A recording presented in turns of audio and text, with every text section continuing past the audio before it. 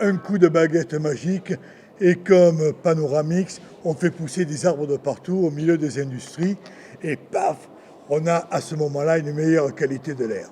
Mais que faire pour pouvoir améliorer la qualité de l'air? D'abord, je pense qu'il y a un élément important qu'on ne prend pas suffisamment en compte, c'est qu'il y a une dichotomie entre des plans généraux qui disent on va améliorer la qualité de l'air, etc., et la réalité, notamment avec les entreprises et les installations classées pour la protection de l'environnement, où on leur donne un droit de polluer en fonction de la quantité de produits qu'ils fabriquent eux-mêmes.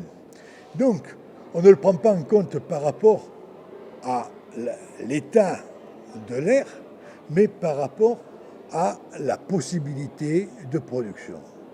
Il faut au départ commencer par se poser la question, l'entreprise, ce qu'elle va fabriquer, est-ce qu'elle correspond à un besoin?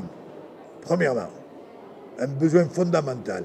Si c'est pour faire des colis fichés, pour faire quelque chose de totalement secondaire, à ce moment-là, il faut être le plus draconien possible et interdire zéro rejet.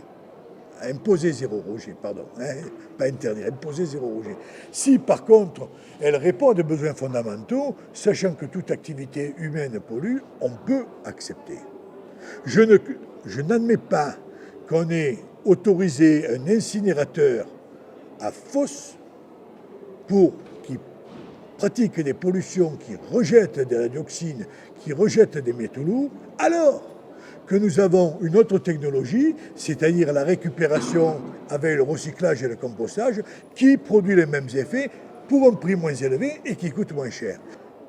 Dès le départ, il faudrait que dès qu'il y a des projets, quel que soit le projet, des commissions soient créées avec commission de suivi, avec des représentants de la société civile, des associatifs, mais qui puissent avoir la possibilité de faire interdire les projets.